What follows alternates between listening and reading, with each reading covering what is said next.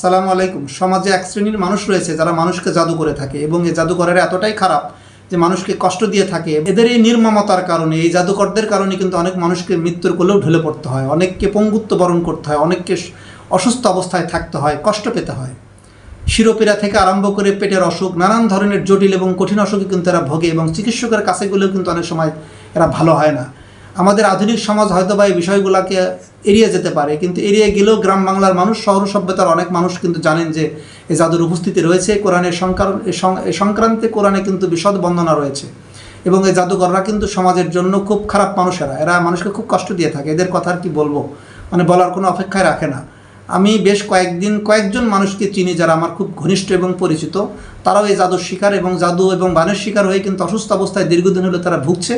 কোনো চিকিৎসায় তাদের ভালো করতে পারছে না। পরবর্তীতে দেখা গেল যে ভালো একজন কবিরাজ তাকে বললো যে আপনাকে তো জাদু করা হয়েছে, এবং সেই কবিরাজের চিকিৎসায় কিন্তু তিনি ভালোও হয়েছেন, যেটা তাকে চিকিৎসা বিজ্ঞান ভালো করতে পারেনি। সুতরাং এটার যে উপস্থিতি রয়েছে এটা সত্য, কোরআনে তো রয়েছে, সংক্রান্ত বহু বর্ণনা রয়েছে। মুসা আলাইহিস সালামের কাহিনী থেকে আরম্ভ করে এরকম জাদুকরদের উপস্থিতি এবং জাদুকরের শাস্তি, যে মৃত্যুদণ্ডের সম্পর্কেও কিন্তু আল্লাহ তাআলা কোরআনে কড়া নির্দেশনা দিয়েছেন। এবং জাদুকর, এই জাদুকে কুফরি বলা হয়েছে এবং যারা জাদু করে তারা আসলে মূলত কুফরি করে।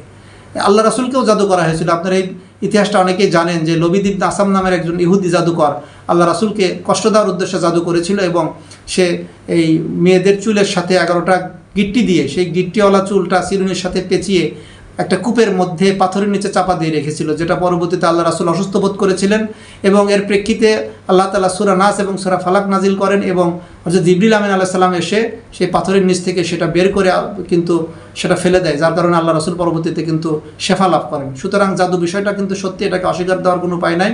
বিশেষ করে অন্যান্য ধর্মের লোকেরা বিশ্বাস করলো কি করলো না সেটা আমি জানি না, কিন্তু আমরা মুসলিম হিসেবে কিন্তু আমরা জানি যে বিষয়টার উপস্থিতি রয়েছে এবং আল্লাহ তাআলা এই বিষয়টাকে কিন্তু নিষেধ করে দিয়েছেন। জাদু করা কিন্তু নিষেধ এবং এটা কুফরি।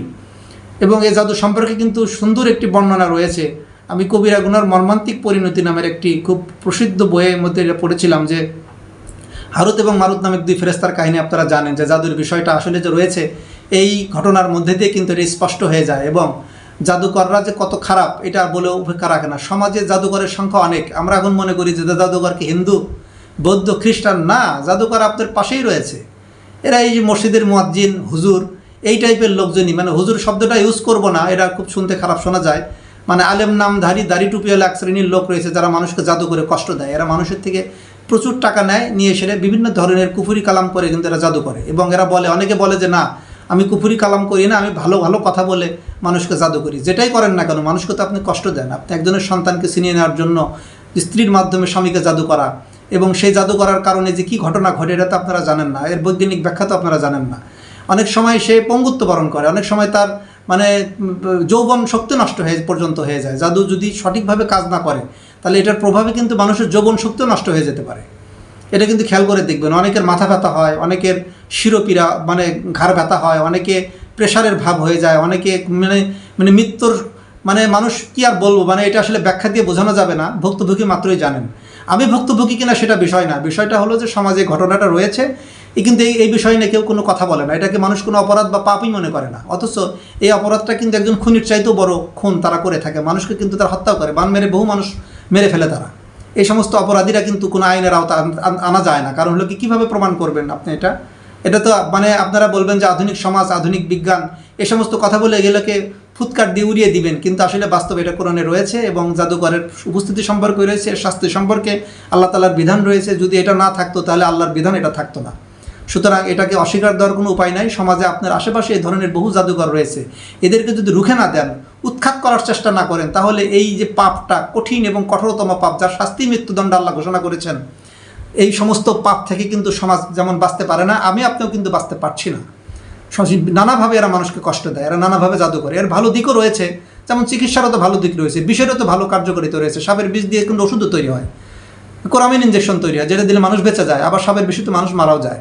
মদ খেলে, মদ দিয়ে তো ওষুধও তৈরি হয়, অ্যালকোহল দিয়ে তো ওষুধও তৈরি হয়, আবার সেই মদ খেয়ে কিন্তু মানুষ মারাও যায়, ক্ষতিও হয়। সুতরাং ভালো মন্দ দুইটাই রয়েছে, কিন্তু মন্দের দিকটা কিন্তু বেশি। এবং এই মন্দের দিকটা যদি সমাজে মাথাচাড়া দিয়ে ওঠে, সেটা যদি প্রতিরোধ বা প্রতিবাদ না করা হয়, তাহলে কিন্তু এতে কিন্তু মানুষের অনেক ক্ষতি হয়। বিশেষ করে দেখবেন এতে স্বামী স্ত্রীর মধ্যে ঝগড়া এরপরে বাবা মাকে দেখতে পারে না, এই বিষয়গুলো কিন্তু স্ত্রীরা স্বামীদেরকে জাদু করে থাকে। এবং সে জাদুটা কিন্তু ছোটোখাটো না, দেখবেন যে নিজের বিছানা হাতিয়ে দেখবেন যে তোষকের নিচে, বিছানার নিচে তাবিজ রেখে দিয়েছে, বালিশের ভিতর তাবিজ রেখে দেয়, পাথরে চাপা দিয়ে রাখে, নানাভাবে আপনাকে তারা হয়রানি করবে, কষ্ট দিবে।